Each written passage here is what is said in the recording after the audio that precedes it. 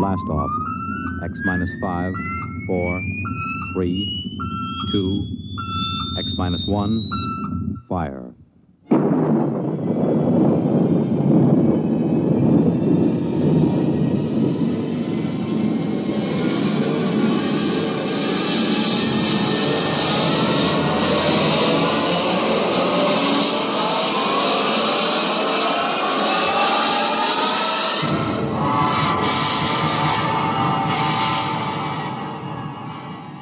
From the far horizons of the unknown come transcribed tales of new dimensions in time and space.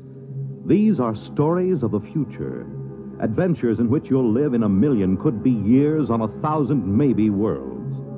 The National Broadcasting Company, in cooperation with Galaxy Science Fiction Magazine, presents X minus 1.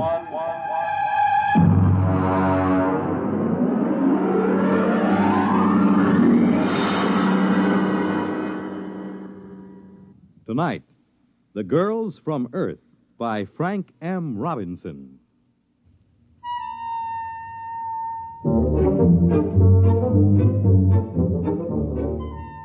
Mike McDonald is the name.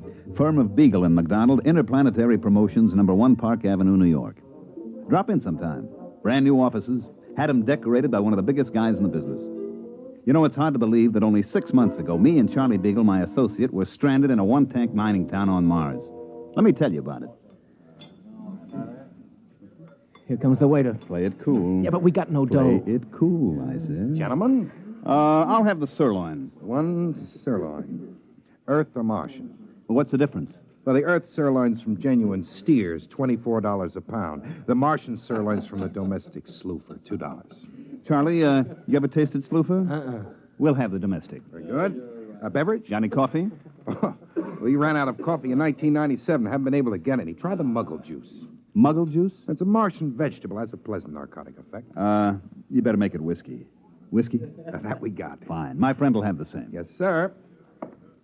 Mike, would you mind telling me how we're going to pay for this sloofer steak? Relax. I'm thinking. And even more important, how are we going to get out of this burg? Charlie, what we need is a mark. A mark? A sucker. And if I'm not mistaken, this little guy with the glasses coming in now is just what we're looking for. Pardon me, sir.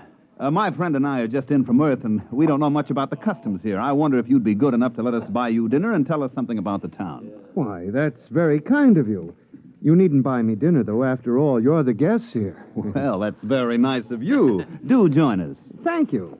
My name is Henry Mortensen. I'm geologist for the Interplanetary Mining Company. Mike McDonald and my friend Charlie Beagle. How do you do? Oh, pleasure. You say you're just in from Earth? Yes, that's right. Charlie and I are interested in uranium. Just sort of snooping around to see if there's a decent investment up here. Oh, I see. You'll forgive me. It's not much of a town, really. No, I don't suppose it is. After all, you take 20,000 men and plunk them down in the desert like this, and you can't expect much. 20,000 men.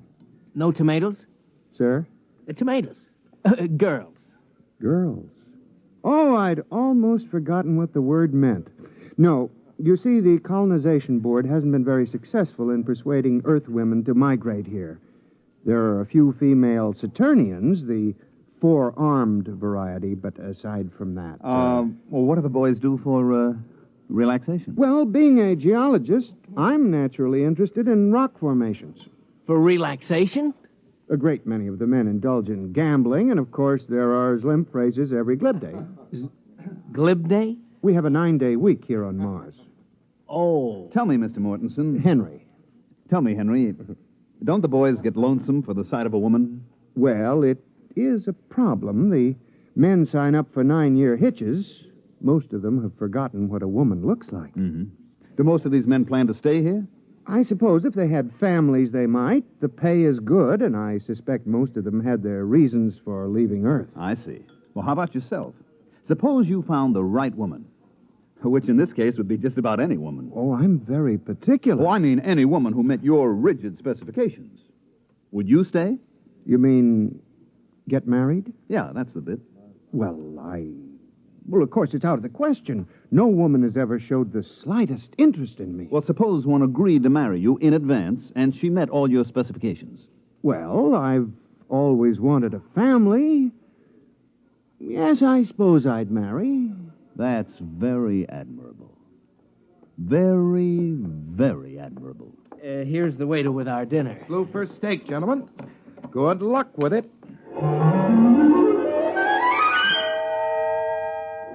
Henry picked up the tab, and we got a rough idea how much cash these guys on Mars pack around with them. Enough to choke a galactic telescope is about all. We thanked the little guy and sat around until he left. Then I went to work. Okay, what do we do now? Charlie, we get to work. What work? Oh, card game, maybe? Listen, these guys been playing cards for 15 years now. We wouldn't have a prayer. I got an idea. So give. You still got that Earth magazine, the one with the Hollywood starlet on the cover? Yeah, in my suitcase. Good, I want it. What for? To make our poster advertisement. That's what's for. Poster? Look, Charlie, just picture this. A big poster with that starlet on it, twice as big as life. And underneath, this slogan, I'm coming from Earth to you. Huh? Then down in the corner, just this little notice. Applications will be accepted at Beagle and McDonald Agency. Well, it's great. But what is it? What is it? Just the most colossal promotion scheme ever devised by man, that's all. But what are you promoting? The easiest thing in the world to promote. And the hardest. Marriage. Marriage? Look at it this way, Charlie boy. Here on Mars, we have 20,000 strong Earthmen with but a single thought. Dames. Exactly. And on Earth, we have 20 million single dames with but a thought. Husbands. So? Oh, how you going to do it? All right, now we get this poster made. We put it up. We take applications. $100 a head plus the cost of transportation. We get the $100. Then we leave. But first we deliver the girl. Oh, it's a natural. A natural. Charlie, it's colossal. What's 20,000 times 100? $2 million.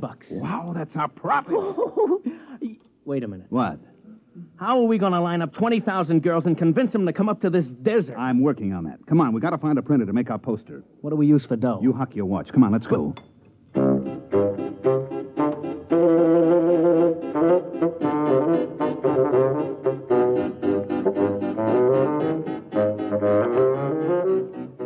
We got the poster made, and it is a beaut.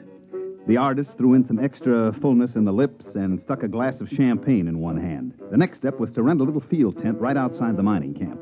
We stuck the poster in front of it and waited for the guys to get through work. Hey, Tom. Hey, dig this. What do you say we sign up? What for? Well, whatever they're selling inside. Oh, I don't know. Well, come on. What have we got to lose? You gentlemen interested in matrimony? Marriage? That's what we're selling, boys. To her? Or anybody your heart desires. Just step inside, fill out the specification chart, pay your fee, and we deliver. On the level? On the level. Well, what do you say, Tom?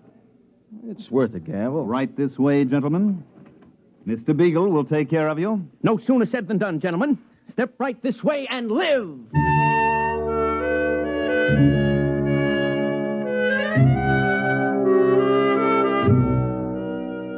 At the end of the first day, we had deposits amounting to about $15,000. By the third day, we had to beat them off with clubs. Everybody had a dream girl, and we were guaranteeing delivery. 40,000, 50,000, 60,000 bucks. Oh, Mike, what do you say we skip out on the first base free? What are you, nuts? There's another million coming here, and my name isn't Mike McDonald. Oh, yeah, incidentally. Yeah. Have you figured out a way to deliver on this swindle? Naturally. You have? Of course. Oh. We just go down to Earth and put up a different poster. Guaranteed husbands. Every one of them an Adonis. What happens when they arrive? We get lynched? Look, while these ladies are en route to Mars, you and me are en route to Earth. Get it? Yeah.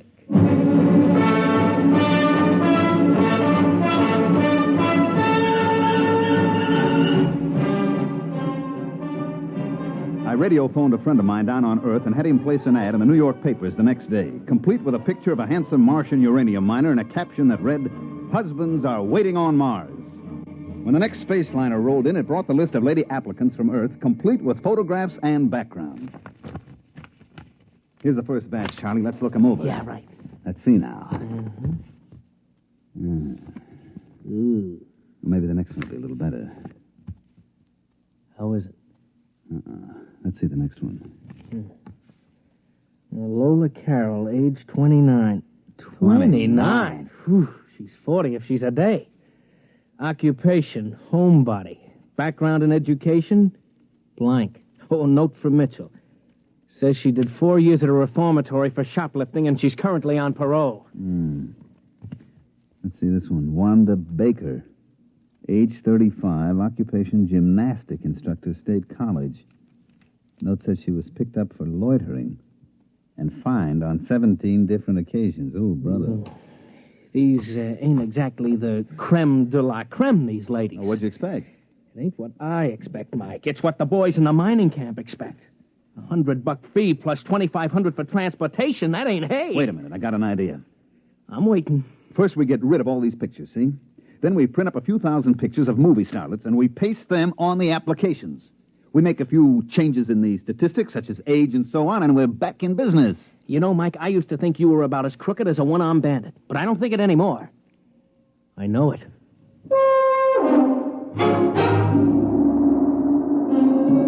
So we spent the next few nights pasting up pictures and changing age 38 to age 28 and so on. It was easy. Then we called in the applicants from the mining camp and gave each one the dope sheet on his prospective bride.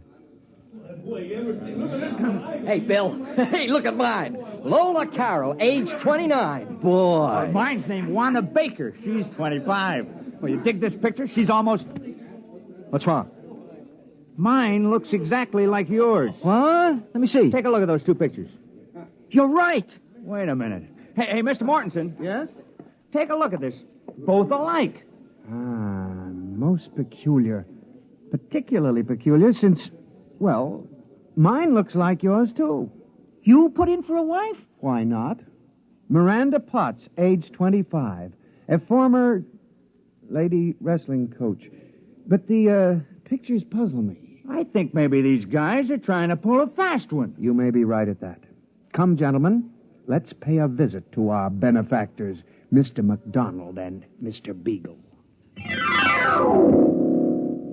At the precise moment that Henry Mortensen and his two aggressive companions decided to drop in on myself and Charlie Beagle, we were in the process of tying our money into small bundles and placing it in suitcases, which also contained our clothes and tickets for the next rocket to Earth. It was very embarrassing. Oh, yes, gentlemen? We would like a word with you, Mr. McDonald. Well, Mr. Beagle and I are a little busy. I'm afraid it'll have to wait. Oh, what seems to be the problem? Just the three of us have the picture of the same girl clipped to our applications. Really? Well, let's have a look. Right here. Well, what do you know? Charlie, take a look. Huh? You imbecile, you didn't check for duplicates. Well, now I think maybe I have an explanation, boys. Go on. None of you has been on Earth for some years now, is that right? That's true. Well, you know how styles take hold on Earth. One year every woman's curly and blonde. Next year it's straight and brunette. Well, the same thing has happened with cosmetics, makeup, and so on. Now, gentlemen, when I was on Earth last month, every woman in New York was trying to look like a certain movie actress. It got so men couldn't tell their own wives apart. That isn't very convincing, Mr. McDonald. Look, boys, obviously there was some mix-up at the Earth Agency. They got the wrong pictures pasted up or something, but I'm sure it'll all straighten itself out. Now, if you don't mind, Mr. Beagle and I have to finish packing. We mind. You do? You do? Uh-huh. Tom, you take that money in those suitcases and lock them up over at the company office. Now, boys, just a minute. That's stealing, boys. It's considered dishonest. We ain't stealing. We're just keeping the stuff in escrow, you might say. Till when? Till the rocket ships get here with the girls. If these dames are as gorgeous as you tell us they are, you'll get every penny of your dough. Suppose they ain't quite gorgeous. And you and your friend here are going to suddenly find yourselves unable to carry on as living humans. You fetch my meaning? I fetch.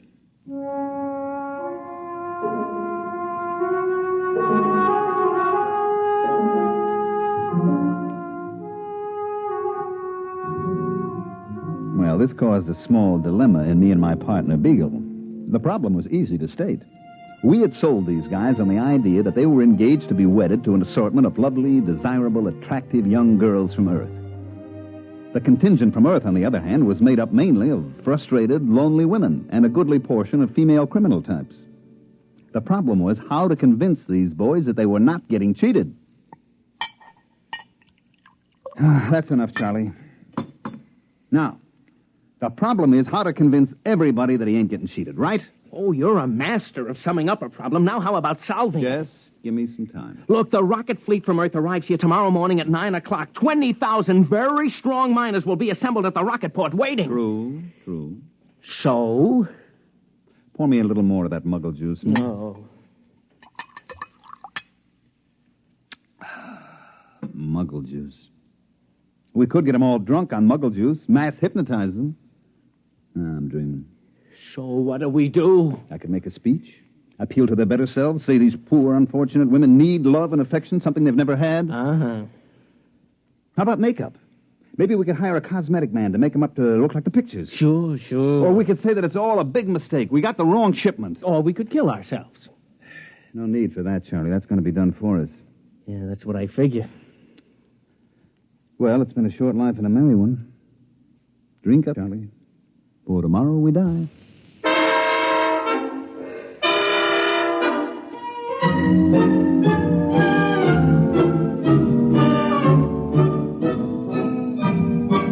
The next morning, the miners came in from all parts of the desert to assemble at the spaceport. It was quite a sight. They'd all shaved and spruced up for the occasion, and some of them looked downright handsome. And every one of them had a package wrapped with ribbon for his prospective bride. Tom! Hey, Tom, over here! Hi. Some excitement, huh? I'm sweating like a schoolboy on his first date. Why, see, you got a present, too. Yeah, they were selling some of that cologne water. Hanley's number 4. Well, I got the same thing. Boy, this whole planet is going to smell like Hanley's number 4. Is my tie on straight? It's been 8 years since I tied a tie. That's pretty good. Boy, everybody is nervous as a cat. You know, I took a look at myself in the mirror this morning. It was quite an experience. I just stood there looking. And then I said to myself, Bill, you're a slob. You couldn't get a girl on Earth. And if you're lucky, maybe the one who's coming today won't go back on the first ship. I was thinking the same thing. You suppose they'll be as glamorous as those two crooks told us? You know what? I hope not. I just wouldn't feel right bringing a real cultured, glamorous creature to that tar paper shack over near mine number 6. I was thinking the same thing. Hey, there's Mortensen. Boy, he looks like he's going to the radiation chamber. Good morning, gentlemen. Hi. Well, it shouldn't be long now. We ought to sight the first ship any minute. Fellow down at number 3 mine was trying to get out of it. He was so sure his girl'd be disappointed. Well, maybe they won't expect so much. Oh, here it comes! Here it comes! Attention, all men waiting to receive wives. The Earth-Mars convoy, Operation Big Date, is approaching the landing area. Please stand behind the fire screen until the ships are all landed. And good luck.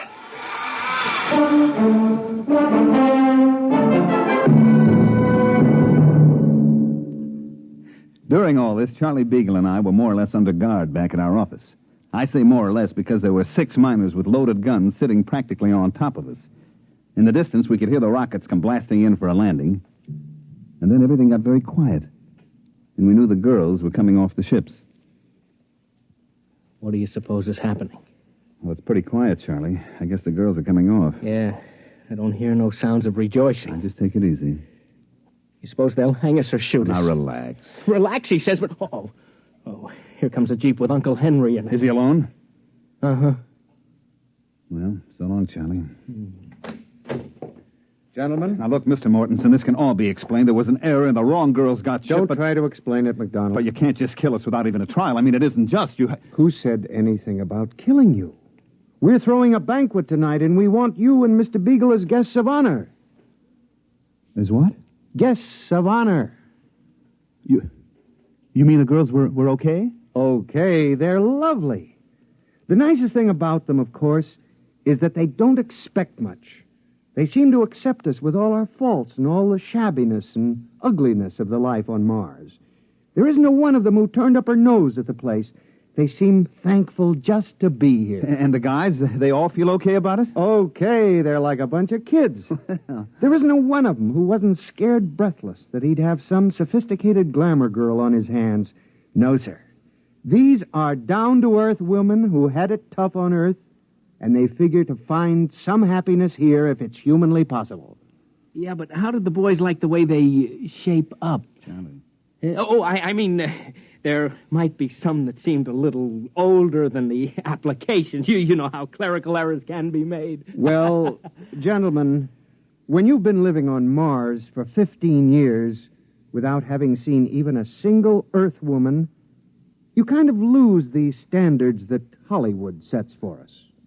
As far as I and the other men are concerned, they're gorgeous.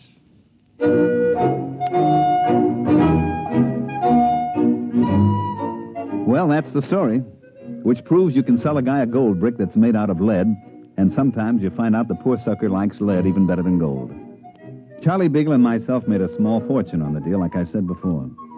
I made a trip back to Mars last month just to satisfy my curiosity, and you know what? I never saw a happier bunch of people in all my life. Hey, by the way, Henry Mortensen and the lady wrestler are having a kid. They're going to call it Mike if it's a boy, and Michelle if it's a girl.